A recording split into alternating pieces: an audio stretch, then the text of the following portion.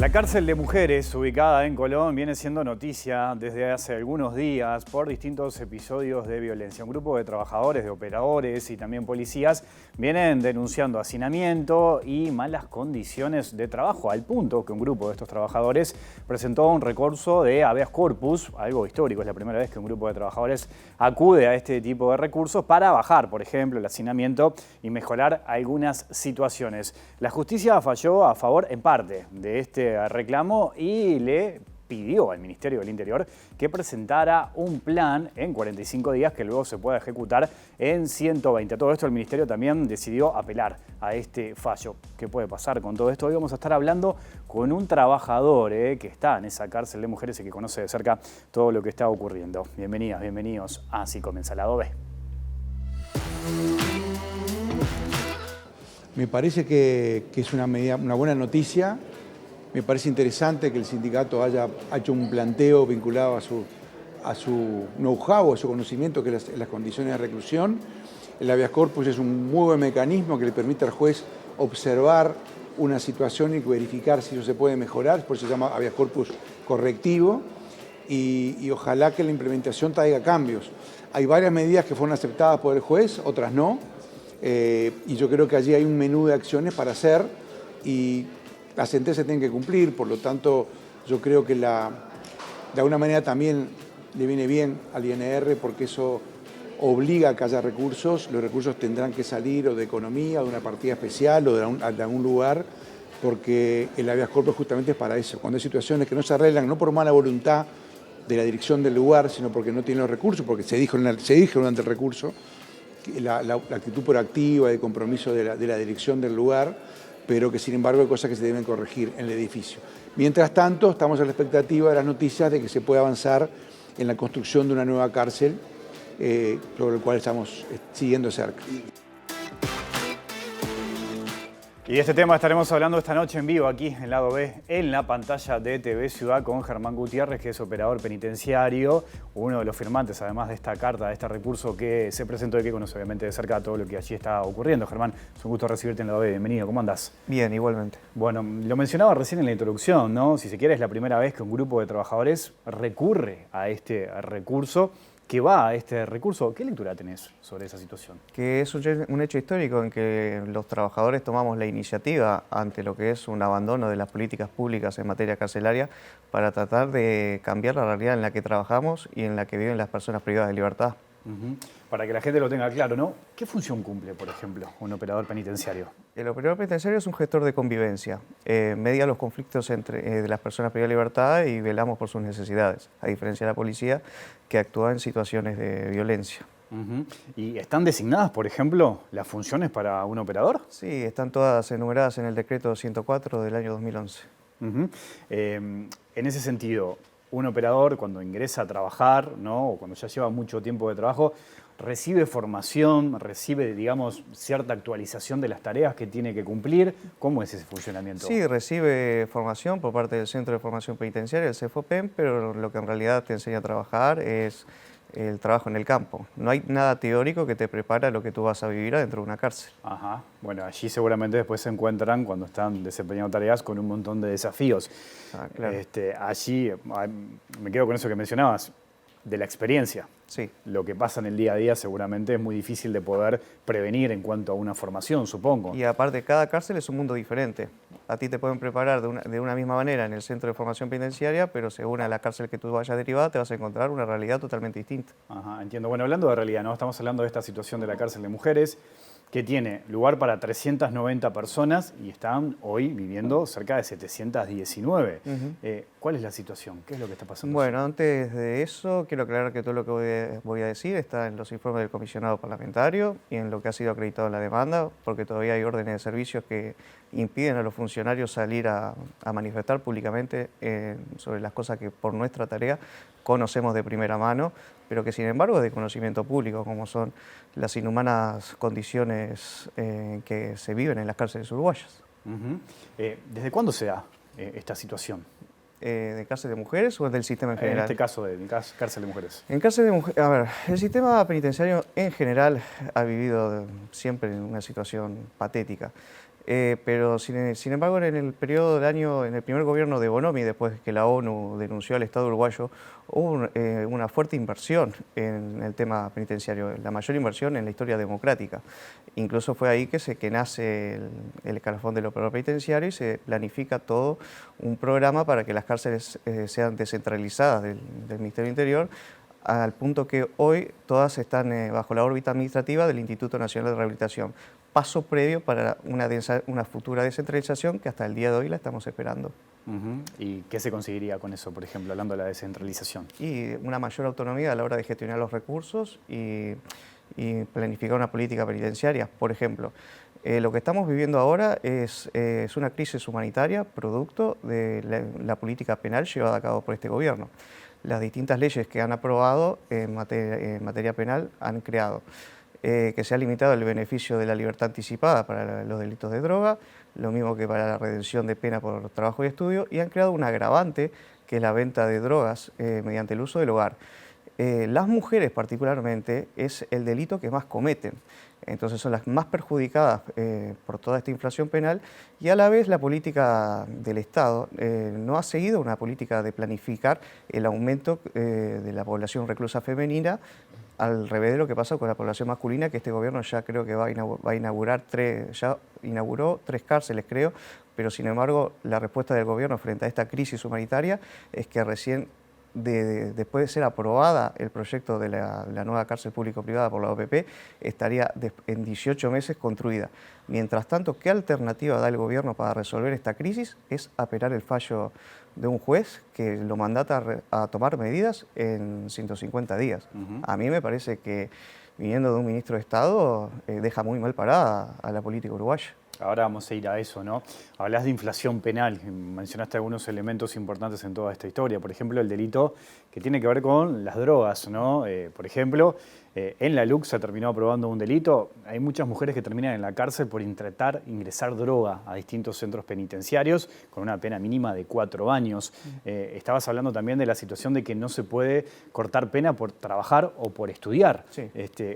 ¿Cuánto condiciona todo eso, esto que estamos hablando? Y eso genera de que entren más mujeres de las que salen. Tú a la hora que tú vas a aprobar leyes penales que sabes que van a incrementar la población reclusa, eso tiene que ir acompañado de partidas presupuestales para generar plazas para mantener un nivel digno de las personas a las cuales tú vas a privar de su libertad.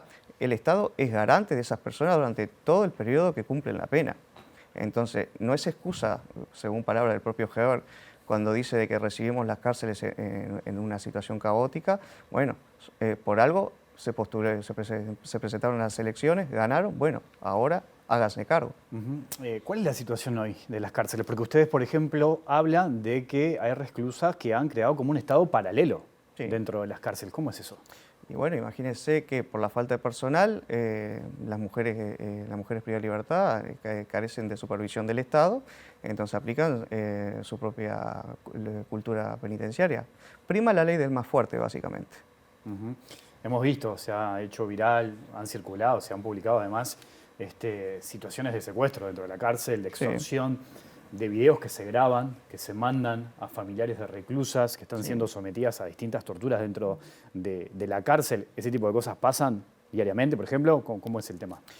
No es que pasen diariamente y también ahí excede ya mi ámbito de conocimiento, porque hasta que no salga del ámbito público yo no puedo hacer referencia, pero lo que digo es que esos videos que han sido publicados y que son de conocimiento público no nos deberían extrañar ante la ausencia del Estado en el ámbito penitenciario. Cuando ustedes hablan de Estado paralelo, en cierta medida hacen referencia a ese tipo de episodios. Claro. Recién mencionabas la ley del más fuerte, ¿no? Claro. En ese sentido. Lo que pasa es que hay un abandono del Estado de las cárceles. Uno podría pensar que las cárceles tendrían que ser un lugar de máxima custodia. Sin embargo, no lo son. Al contrario, la falta de personal hace que realmente el Estado no garantice la seguridad ni para las personas privadas de libertad, ni para los funcionarios, ni para las visitas. Apuntás a que falta encarar el tema con una mirada y una perspectiva de derechos humanos. Una mirada de derechos humanos y una política de Estado. No puede ser que cada gobierno que pase haga una cosa, viene el otro, la deshace, hace su propia política y ahora por lo que vimos la oposición con con el gobierno no han llegado a acordar una política de Estado en materia de seguridad. Mientras la política de seguridad y penitenciaria siga siendo rehén de intereses políticos, la verdad, el Uruguay no va a llegar a un buen puerto en materia de seguridad. Hablábamos recién de estos episodios de violencia. ¿Qué pasa, por ejemplo, con la alimentación? ¿Qué pasa con la higiene, con los artículos de limpieza? Porque, por ejemplo, con el hecho de las camas, los colchones, duermen en el piso algunas reclusas. ¿Cómo es ese tema? Bueno, las cárceles uruguayas, las cárceles uruguayas se rigen por el decreto ley 14.470, donde mandata, por ejemplo, de que el Estado tiene que proveer todas las necesidades que necesita una persona privada de libertad. Entre ellos está algo tan básico como el uniforme. ¿Alguien ve uniformes en las cárceles, salvo por la triple P? No, no lo hay. Los kits higiénicos, cepillo de dientes, papel higiénico, todo lo que un ser humano precisa de forma básica. El gobierno de repente intenta proveerlo, pero no da abasto con la demanda, porque el presupuesto no es suficiente. ¿Y pasa de que puedan dormir en el piso? Sí, por supuesto. Sí, hasta hace poco el comisionado Petit hizo un habeas corpus correctivo en la cárcel de Canelones porque había una situación de preso durmiendo en el suelo. Mencionábamos recién distintas situaciones que ocurren dentro de la cárcel. Hablábamos de los funcionarios, ¿no? Sí. ¿Cuántos funcionarios se necesita como para poder, por ejemplo, combatir esta situación? Por turno, alrededor de 1 cada 10 personas privadas de libertad. Es un funcionario cada 10 personas. Sí. Ajá. ¿Y con eso se podría hacer frente a esta situación? Claro, por supuesto. Es lo mismo que un colegio. Un profesor cada 20 estudiantes, más o menos lo que se calcula que sería lo ideal. Con las cárceles pasa la misma lógica. Un funcionario cada 10 personas privadas de libertad. Partiendo de todo esto que estás mencionando, uno puede entender y comprender que ustedes corren peligro, digamos, diariamente trabajando allí. Y sí, cuando la relación de personal es 1 cada 100 ppl, a la hora de responder ante una situación de crisis, es obviamente que se pone en riesgo nuestra integridad personal. ¿Vos sentís miedo ahí adentro trabajando? No, porque ya estoy naturalizado. Por algo voy a trabajar. ¿Qué significa estar naturalizado? Que los trabajadores de cárceles estamos naturalizados realmente a trabajar en unas condiciones inhumanas. Y a veces este fallo, por ejemplo, sorprende porque ha salido de los propios trabajadores y creo que al gobierno le sorprende por dónde vino el golpe. Y aprovecho este programa a referirme a los trabajadores de cárceles, sobre todo, de que no tenemos que estar acostumbrados a trabajar en las condiciones que estamos trabajando. También apelo a las personas privadas de libertad y a sus familiares a que actúen frente a estas situaciones, se organicen y tomen iniciativas para cambiar esta realidad carcelaria, porque si esperamos a que los gobiernos lo hagan, la cosa parece que no va a mejorar rápidamente. Hablás de golpe que recibe el gobierno porque viene de parte de los trabajadores, o sea, sí. ¿Apuntás a que no se lo esperaba esto? Y no, hasta este fallo siempre había sido el comisionado parlamentario, que ya era una figura recurrente. Ahora es un nuevo actor de la sociedad el que toma las herramientas, recurre a la justicia para justamente dejar de manifiesto una situación de omisión total del Estado de sus deberes frente a las personas privadas de libertad. La justicia, el juez accedió de manera parcial, digamos, a este reclamo, ¿no? Sí, el fallo del juez fue bastante mesurado. No le pidió ningún imposible al Ministerio Interior. Le pidió que presente un plan en 45 días, a ejecutar en 120, arreglos edilicios, deshacinar los sectores más complicados e incorporar personal suficiente para atender las tareas. Son todas cosas de sentido común que me sorprende que el gobierno apele, considerando que, por ejemplo, cuando actuó frente a la crisis hídrica, hizo inversiones millonarias para construir un bypass de una obra hídrica de 30 millones de dólares que lo hizo en un mes. No entiendo por qué no puede responder con la misma celeridad cuando hablamos de la vida de las personas privadas de libertad. ¿Y por qué crees que no responde de esa manera? Eso pregúntele al ministro Heber. Ahora, ¿y te sorprende que el ministerio decida apelar a esta situación, a este fallo? Sí, la verdad que políticamente me parece algo muy torpe, sí. ¿En qué sentido? Y dado lo que le pide el juez, apelar un fallo de estas características es que el Estado reconoce o manifiesta que se niega a cumplir con una sentencia que lo único que le pide es presentar un plan, a ejecutarlo en 120 días, para solucionar una situación de crisis humanitaria en la cárcel de mujeres. Y el Estado va a presentar un escrito diciendo, me niego a cumplir esa resolución. Para mí, políticamente, es una jugada muy torpe. ¿Y considerás que el Ministerio hoy está en condiciones de cumplir con eso que le determinó la justicia? Y sí, es el Estado uruguayo. No estamos hablando de cualquier cosa, estamos hablando de la persona pública mayor que maneja recursos del Estado de millones de dólares. El tema es que a veces hay recursos, por ejemplo, para la CARO y no hay recursos para las cárceles. Ahora, hoy hacías referencia también a lo que mencionaba el ministro Heber, ¿no? De que recibió esta situación en un estado catastrófico, complicado, y también dijo que le llamaba la atención que este recurso no se hubiese presentado antes. ¿Qué mirada tenés sobre eso? Es que no entiendo ese comentario. O sea, anteriormente se presentaron recursos de habeas corpus en el gobierno de Bonomi. También en este gobierno también se presentaron los mismos recursos por el comisionado parlamentario. Entonces, no sé a quién se refiere con respecto a eso. A mí tendrían que invitarlo al programa y que él dé las explicaciones. Es más, yo no quiero polemizar con el ministro, porque yo soy un trabajador que va a trabajar en esa cárcel todos los días. Yo frente al habeas corpus que presentamos yo y 3 compañeros más, operadores penitenciarios y policías, fue para denunciar una situación de crisis y le pedimos al gobierno que en base a eso actúe. Yo no le quiero echar las culpas a Heber. Apelo, pegamos un grito para que intervenga en una situación que realmente es muy angustiante. Él ha señalado de que no se puede construir una cárcel de un día para otro, además también, ¿no? Bueno, entonces ¿cómo hicieron una infraestructura hídrica en un mes para solucionar todo el problema de la sequía de la zona metropolitana? Me parece que el Estado recursos tiene y lo que falta es voluntad política. Hablabas recién de estos 4, vos y 3 compañeros más, 4 trabajadores que, bueno, presentaron este recurso. ¿Sentiste presión después de haberlo hecho? No, tengo que reconocer de que no he sentido ninguna presión por parte del gobierno, lo cual habla muy bien. ¿Has tenido, por ejemplo, apoyo, solidaridad de otros sindicatos, de organizaciones a partir de esto? Bueno, paradójicamente el sindicato de civiles de OFUCIPE, que ocupa una secretaría en COFE, al contrario, se puso del lado del Ministerio del Interior y salió a criticar el fallo de la justicia, en una actitud que nunca vi por parte de un sindicato, en contra de los trabajadores.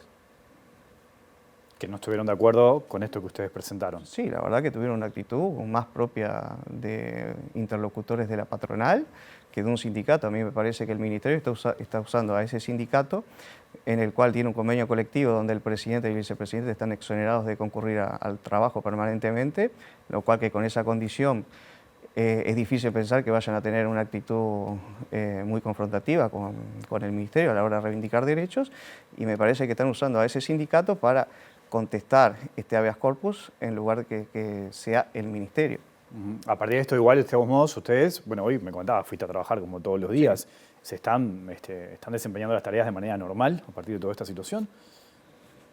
No sé si calificarlo normal en la forma en que naturalmente trabajamos. En realidad sacamos el servicio como podemos. Bueno, el día que se conoció el fallo, hubo un suicidio en un sector que, dado los informes del comisionado parlamentario, carece de guardia permanente. Bueno, ahí me gustaría ir también, porque dentro de la cárcel de mujeres hay situaciones distintas en los módulos. No todos los módulos son iguales en ese sentido, ¿no? Claro, hay módulos mejores y hay módulos peores. Los módulos del ala este están mejor, los módulos del oeste están peor, los terceros están mal y el quinto sector está muy mal.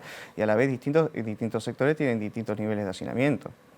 O sea, si bien al nivel global el hacinamiento es 160%, hay sectores que tienen un hacinamiento del 400%.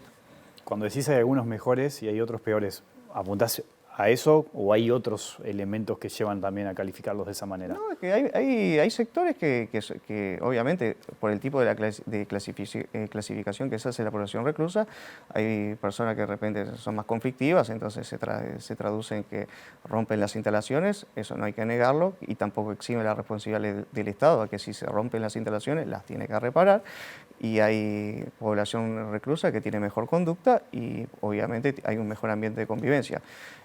Acá nadie dice que el Estado tortura a las personas privadas de libertad como si tuviera la intencionalidad de. Estamos hablando que el Estado tiene una omisión a la hora de responder con celeridad esta crisis humanitaria que ha generado.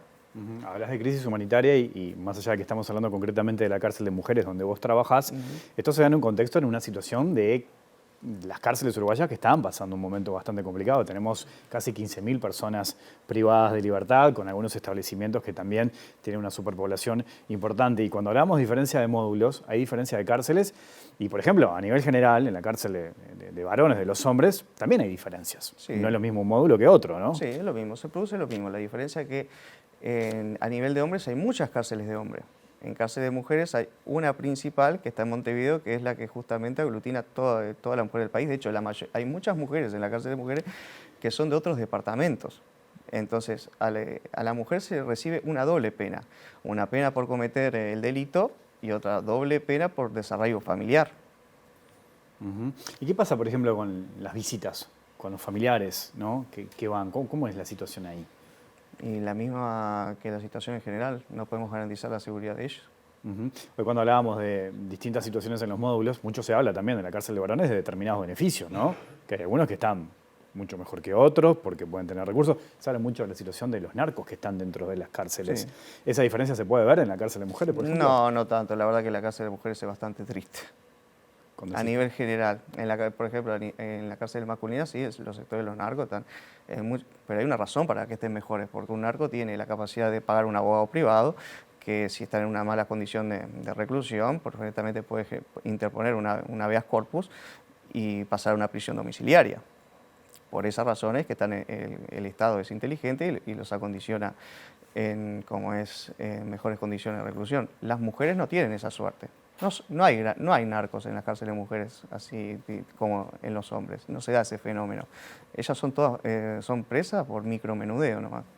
Ujú. Y ahí marcas la diferencia de lo que puede pasar con otros establecimientos, por ejemplo. Claro. Y las mejores condiciones que se pueden ver en otros lugares. Y sí, porque la política penitenciaria se centra en los hombres. Nunca se centró en las mujeres. Y cuando se aprobaron estas políticas de inflación penal, nunca pensaron en que la población reclusa femenina iba a aumentar tan rápido. Y ahora nos encontramos con esta bomba, que la respuesta del gobierno es: voy a hacer una cárcel en 18 meses, mientras tanto las mujeres que viven en esa cárcel siguen ingresando más mujeres, y no sé hasta cuándo va a aguantar. Nosotros, los trabajadores que denunciamos esto, no sabemos hasta cuándo podemos mantener el servicio. Te propongo una pequeña pausa y seguimos conversando. Dale. Ya sigue el lado B aquí en la pantalla de TV Ciudad.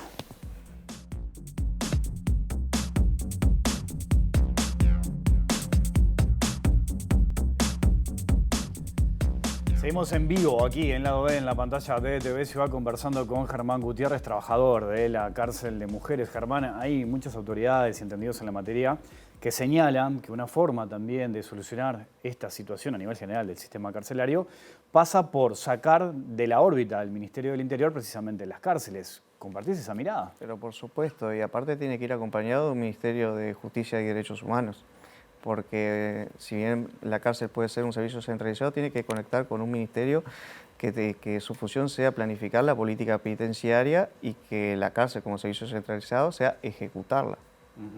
¿Crees que por ahí puede llegar a pasar la Sí, solución de por esto? supuesto, y si Uruguay tuviera una política de Estado referente a eso, tendría que, aprobarse en el próximo gobierno, o estamos en plena ley de presupuesto. Estaría bueno que esta situación que se está denunciando ayude a la clase política a realmente a reflexionar y a ver si pueden dar más presupuesto para el tema carcelario. ¿Considerás que a partir de esto puede generar, puede llamar la atención Y ojalá, del ojalá. gobierno, del sistema político? Y sí, la verdad, esperamos eso también. ¿A nivel general han tenido alguna respuesta, apoyo, comunicación del movimiento sindical, por ejemplo? No, al momento es raro porque tenemos una reunión con el ministro Heber, que si bien lo critico, nos ha convocado para una reunión, así que ha demostrado tener una forma dialoguista. Sin embargo, el movimiento sindical no hemos tenido ninguna respuesta y ha dejado en total abandono a los trabajadores de cárcel. No he visto ninguna pronunciación del PIT-CNT o COFE respecto a la situación esta que se denunció en cárcel de mujeres. ¿Ustedes han intentado algún contacto? Precisamos algún contacto para que ellos se pronuncien o se aproximen a nosotros frente a algo que es de conocimiento público.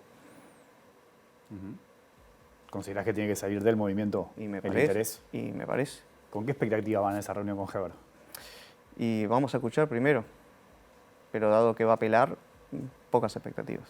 A eso voy. ¿Cuánto condiciona eso de que el ministerio apele el fallo? Y la verdad que condiciona bastante, pero tampoco sé para que nos entrevistó, para que nos vamos a entrevistar al ministro, así que no me voy a apresurar a sacar conclusiones. De todas maneras, evidentemente, ya que ellos van a apelar, nosotros vamos a tener que contestar la apelación y esperemos que el Tribunal de Alzada mantenga firme la sentencia y bueno, y proteja los derechos humanos de esas personas. Germán, te agradezco tu visita esta noche aquí al lado B. Muchísimas gracias. Nos vamos, volvemos mañana después de las 20 horas. Que pasen bien, chau.